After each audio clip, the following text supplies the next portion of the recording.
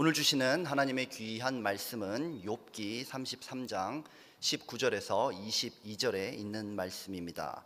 이 말씀은 제가 가진 성경 구약 793면에 있습니다. 오늘 우리에게 주시는 하나님의 귀한 말씀 욥기 33장 19절에서 22절의 말씀을 찾으셨으면 다 함께 읽겠습니다.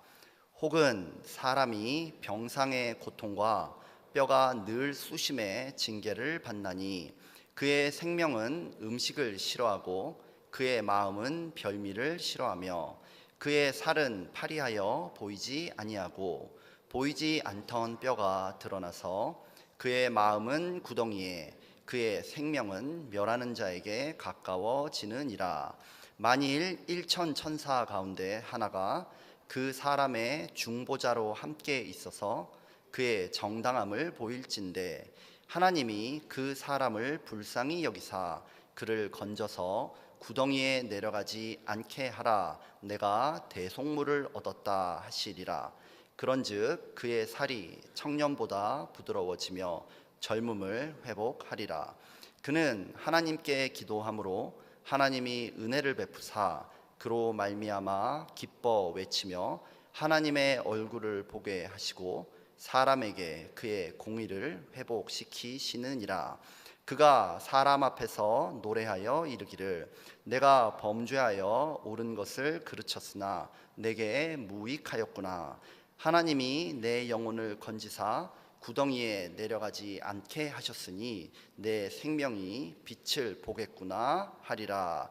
아멘.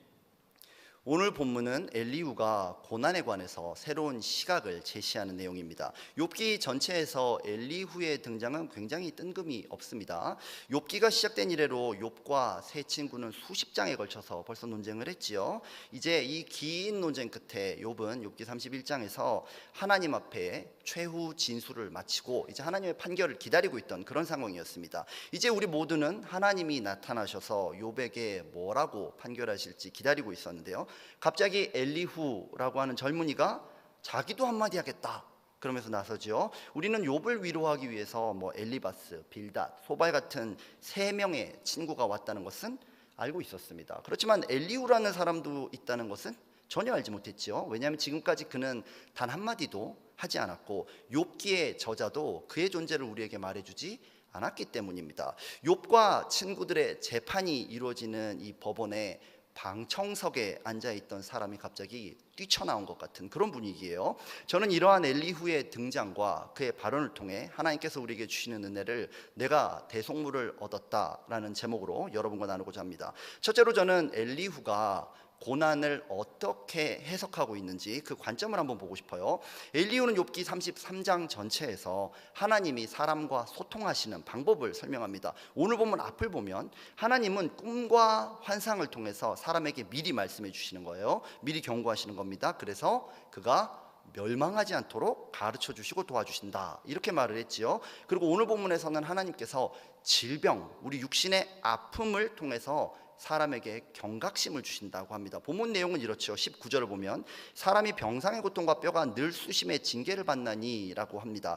이 자리에도 뼈가 쑤신 분들이 계시죠. 죄송하지만 저도 비가 오면 뼈가 쑤시는 고통을 겪습니다. 그렇게 되면 만사가 귀찮아요. 진짜로 무릎도 아프고 허리도 아프고 막 진짜 정말 괴롭잖아요. 그렇게 되면 어떻게 되느냐, 20절에 나온 것처럼 그의 생명은 음식을 싫어하고 그의 마음은 별미를 싫어하며 이런 상태가 됩니다. 아파 죽겠는데 밥알이 넘어갑니까? 물론 그래도 넘어가는 분들이 계실 수는 있어요. 밥을 안 먹으니까 어떻게 되나요? 21점처럼 그의 살은 파리하여 보이지 아니하고 보이지 않던 뼈가 드러나서 몸이 굉장히 수척해집니다. 그리고 이런 고통이 계속되면 22절처럼 그의 마음은 구덩이에 그의 생명은 멸하는 자에게 가까워지느니라. 즉 낙심하여서 희망을 잃고 죽어간다라고 말을 하죠. 이런 상태를 욥의 친구들이 볼 때는 죄를 저질렀으니까 마땅히 벌을 받는 것이다 이렇게 보고 있는 거고요. 엘리후는 이 관점에서 한 단계 더 안으로 들어가고 있습니다. 뭐라고 그러냐면 고난은 죄의 대가는 맞다. 하지만 단순히 징벌로 끝나지 않고 하나님께서는 이 징벌 속에 무슨 목적을 갖고 계시다 엘리후는 그런 얘기를 하고 있는 거예요. 본문 23절에서 25절 한번 쭉 정리를 해보면 이렇죠. 천사들이 돌아다니고 있습니다. 그러다가 벌 받는 그 사람을 본 거예요. 사탄이 욥을 주목한 장면을 기억하십니까? 그것처럼 이 천사도 고난받는 그 사람을 주목을 했습니다. 이 천사가 그 사람의 선악 평가표를 쫙 보니까 이 사람이 잘한 일도 있는 거예요. 그러니까 천사가 이 자료를 들고 하나님께 올라갔습니다. 하나님께 아뢰었어요. 그랬더니 그걸 넘겨보시던 하나님이 이 사람이 잘한 것도 있구나. 그 사람의 선행을 대속물로 받아서 그를 용서해 주시고 고난을 끝내주신다. 그 얘기를 지금 하고 있는 겁니다. 이 사람은, 그런 은혜를 받은 사람은 이렇게 고백하게 되죠. 우리 욥기 33장 27절에서 28절의 말씀을 함께 읽어보겠습니다. 내가 범죄하여 옳은 것을 그르쳤으나 내게 무익하였구나. 하나님이 내 영혼을 건지사 구덩이에 내려가지 않게 하셨으니 내 생명이 빛을 보겠구나. 이 사람은 고난을 통해서 자신이 저지른 잘못을 깨닫고 회개하게 될 것입니다. 만약 그 고난이 없었다면 더욱 심각한 죄에 빠져서 헤어나오지 못했을 텐데, 고난을 통해 말씀하시는 하나님 덕분에 그 하나님이 주신 질병이 브레이크가 되어서 영혼이 건짐을 받았다, 그런 얘기를 하는 겁니다. 이런 일은 우리 주변에서 사실 자주 볼 수 있는 일이에요. 저의 경우는 태어날 때부터 배에 종양이 있어서 많은 고난을 당하고 죽을 뻔했지만, 사실은 그 고난이 없었다면 예수님을 믿게 되지 않았을 것입니다. 저는 또 저 잘난 줄 알고 이렇게 살았습니다. 이렇게 공부도 잘할 것 같고 돈도 잘 벌 것 같고 그랬지만 그렇게 잘 안 되더라고요. 그런 굉장히 기뻐하시네요. 네. 실패를 거듭하고 경제적인 곤란에 빠지고 내 뜻대로 자녀가 안 되는 걸 보면서 저는 겸손을 배웠고요. 그때마다 하나님의 도우심을 힘입었습니다. 그런 점에서 제게 고난이란 단순히 하나님의 징벌이 아니라 하나님께서 저를 가르쳐 주시는 도구였어요. 제가 섬기는 서부교구에는 오늘 엘리후가 말하는 것처럼 진짜 뼈가 쑤시는 고통을 매일 겪는 분이 계십니다. 그분은 그 고통 때문에 매일 새벽 예배에 나와서 울면서 기도하십니다. 뼈가 쑤시면 아파서 예배에 못 나오는 게 정상적이지 않습니까? 그런데 이분은 너무 아파가지고요, 자다가도 새벽 3시에 눈이 벌떡벌떡 떠지는 거예요.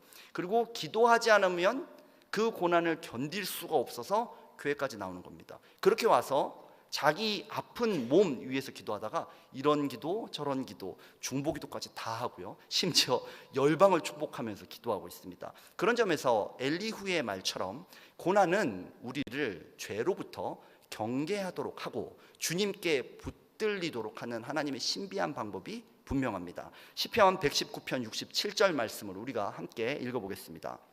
고난당하기 전에는 내가 그릇 행하였더니 이제는 주의 말씀을 지키나이다. 아멘.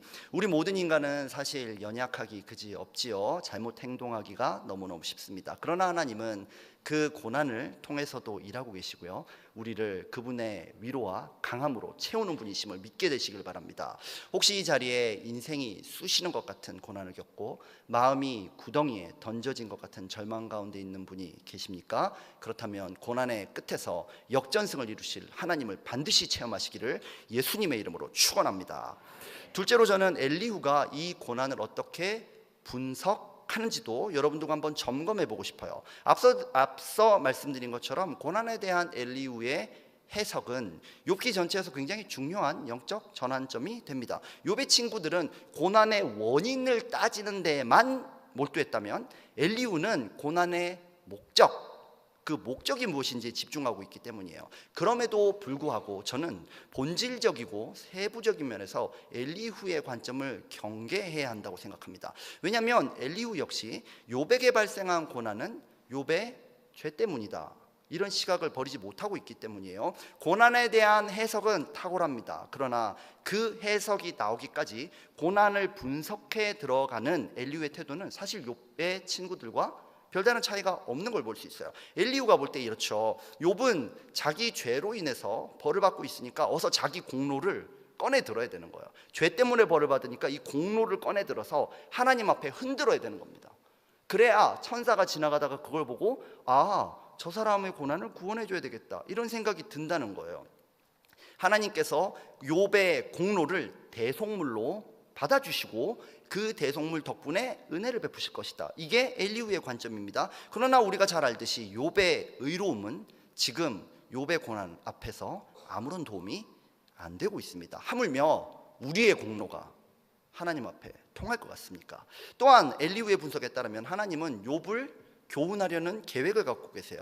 그리고 그의 고난 상황을 보면서 팔짱을 끼고 있는 분처럼 보입니다. 욥이 바른 길을 가도록 가르쳐 주시려는 하나님의 의도는 너무너무 감사해요. 그렇지만 그 고난을 당하는 당사자 입장에서는 그런 하나님 너무 잔인하지 않습니까? 또 자녀를 하루아침에 다 잃어버리고 경제적으로는 와르르 무너지고 파산하고 친구들로부터 죽기보다 힘든 모욕을 당하는 그것을 훈련이라고 부르기에는 너무 가혹하지 않냐는 것입니다. 이건 병 주고 약 주고를 넘어서요, 약을 주기 위해서 병을 주는 것 같은 그런 하나님으로 오해하게 합니다. 엘리후는 지금 욥의 재판에 불쑥 뛰어들었어요. 그렇지만 하나님을 변호하는 데는 완전히 실패하고 있습니다. 그러므로 저는 우리 인생이라는 고난의 재판장에 불쑥 뛰어들어온 또 다른 한 사람, 예수님의 변호를 여러분들과 함께 들어보고 싶습니다. 옛날에 한 아들이 있었답니다. 그 아들은 아버지에게 가서 이렇게 얘기를 했어요. 아버지 유산 중에서 제가 받을 거 있죠, 그거 저 좀 주세요. 고대 유대 사회에서는요, 아버지가 세상을 떠나야 상속이 됩니다. 그러니까 이 말은 뭐냐면 아버지한테 가가지고 아들이 아버지 빨리 죽었으면 좋겠습니다, 그 얘기를 하고 있는 거예요. 정말 나쁜 놈이죠. 그는 나눠받은 재산을 모아서 먼 나라로 갔다고 합니다. 그 당시 학자들의 그 당시에 관한 연구에 따르면 그때 상속되는 재산의 가장 중요한 핵심은 토지예요. 토지. 그러니까 이 말은 뭐냐면 이 사람은 토지를 팔아서 현금을 챙겨서 튀었다는 얘기입니다. 그 당시 토지는요, 개인 명의로 되어 있지만 사실 가문이 공동으로 책임을 지는 토지입니다. 그러니까 이걸 들고 하루아침에 팔아버리고 딴 나라로 튀었다는 말은 이 사람은 가문을 배신한 정말 나쁜 사람인 거예요. 이런 악행의 대가였을까요? 그는 먼 나라로 가서 모든 것을 탕진했습니다. 돼지 사료도 얻어먹는 그런 상태가 돼버렸어요. 그때 그제서야 이제야 그 사람 머리 안에 생각이 돌아옵니다. 아버지가 기억나는 거예요. 그리고 반성의 마음이 드는 걸 볼 수 있습니다. 그나마 좀 기특하지요. 이게 그 사람의 작은 공로가 된 것일까요? 그는 집으로 돌아갔고요, 아버지는 탕자를 용서하고 회복해 주었습니다. 탕자는 자신의 잘못으로 인한 고난으로 무엇인가를 톡톡히 배웠을 것입니다. 여기까지가 엘리후의 관점이에요. 엘리후의 시각이라는 것입니다. 그러나 예수님은 그 탕자의 고난 이상의 것을 우리에게 말씀하고 계십니다. 아버지는요, 아직 거리가 먼데 귀향하는 아들을 즉시 발견합니다. 집 나간 아들이 언제 돌아올지 모르는 상태예요. 약속하고 만나는 게 아니란 말입니다. 아버지는 날마다 그 자리에서 그 아들을 기다렸다는 거예요. 그 아들이 언제 오는지 날마다 그 고난에 함께하고 있었던 것이에요. 아버지는요, 이 나쁜 아들이 인간 한번 만들어 보겠다고 뜨거운 맛 좀 봐라 팔짱 끼고 계셨던 분이 아니셨던 겁니다. 그리고 아들이 보이자 일단 뛰기 시작해요. 고대 사회에서요, 큰 재산을 소유한 주인이, 그것도 권위와 위엄의 상징인 아버지가 뛰는 건요, 상상도 못합니다. 지금도 중동 사회에서는 뛰지 않습니다. 그 당시에는 오늘처럼 이렇게 뭐 청바지나 이런 바지, 운동복을 입던 시대가 아니에요. 긴 치마로 짜여져 있는 통으로 된 옷입니다. 그러니까 아들을 보고 뛰어갔다는 말은 뭐냐면 바지를 걷어 올리고 이렇게 뛰어갔다는 거예요. 여러분, 강대상에서 제가 이렇게 뛰어도 굉장히 경박해 보이지 않습니까? 그런데 세상에 고대 유대 사회 아버지가 바지를 걷어 올리고 뛰었다는 겁니다. 아버지는 이 모습을 모든 사람들이 보는 앞에서 보여줄 수밖에 없었어요. 동네 사람들은 다 봤을 겁니다. 이 희귀하고도 추한 모습을 말입니다. 아버지는요, 아들이 얼마나 회개했는지 잘 몰라요. 아직 보이지도 않습니다. 그가 어떤 공로를 갖고 왔는지 몰라요. 그가 회개를 했는지 안 했는지도 모릅니다. 반성을 해서 오는 것인지 돈을 더 달라고 오는 것인지도 모릅니다. 아버지는 작은 공로라도 있어야 용서해 주는 분이 아니었습니다. 그냥 아들의 목을 앓는 거예요. 입을 맞추는 거예요. 아버지를 모욕하고요, 가문의 명예를 말아먹은 저 나쁜 자식, 오기만 해봐 돌로 쳐 죽여버릴 거야. 그렇게 돌을 들고 있던 주민들, 돌을 들고 있던 그 유산의 상속자들은 전부 다 입이 딱 벌어졌을 겁니다. 아버지의 그 민망스러운 사랑, 그 부끄럽고 수치스러운 모습에 그들은 돌을 내려놓을 수밖에 없었을 것입니다. 왜냐하면 아버지가 그러는데 다른 사람이 뭐라고 얘기하겠습니까? 이 장면에서요, 여러분, 진정으로 고난받는 존재는 누구입니까? 아버지는 아들을 위해서 아들이 당해야 할 망신과 수치를 자신이 당하고 있지 않습니까? 엘리후의 시각에 따르면 이래요. 탕자는 고난을 당했어요. 마땅한 거예요. 그리고 그것 덕분에 교훈을 얻었습니다. 다행히도 작은 공로가 있었네요. 그런데 예수님의 입장에서는 전혀 다릅니다. 예수님은 그 탕자의 아버지야말로 고난받는 자 아니냐, 정확히는 탕자의 죄값을 아무런 죄가 없는 의인이신 아버지가 함께 고난당함으로 청산해주고 있는 것은 아니냐, 이것이 바로 엘리후와는 다른 예수님의 하나님을 향한 변호입니다. 그리고 그 예수님이 바로 우리를 위해서, 아무 공로 없는 우리가 주님 앞에 내놓을 것이라고 아무것도 없는 우리를 위해서 십자가에 달려 수치를 당하고 죽은 우리의 하나님이십니다. 오늘 우리는 엘리후의 말을 통해서 고난의 문제를 새롭게 조명하게 되죠. 고난 앞에 선 우리에게 가장 중요한 것은 무엇일까요? 어떤 고난을 당한다 할지라도 예수님의 십자가, 우리를 위해서 수치당하신, 우리를 위해서 다리 걷고 이 땅에 뛰쳐나오신 바로 그 하나님의 십자가가 우리 가슴의 정중앙에 세워질 수만 있다면요, 우리는 바로 그 하나님의 공로, 하나님의 대속물로 말미암아 반드시 승리하게 될 줄 믿습니다. 오늘 우리가 이 아픈 고난의 현장에서도 이 고난이 내게 유익입니다 라고 말할 수 있는 이유, 그렇게 감히 하나님 앞에 기도할 수 있는 이유는 우리와 함께 고난받고 계신 예수님의 십자가가 우리의 두 눈에 너무나 분명하게 보이기 때문 아니겠습니까? 우리 다 함께 기도하겠습니다.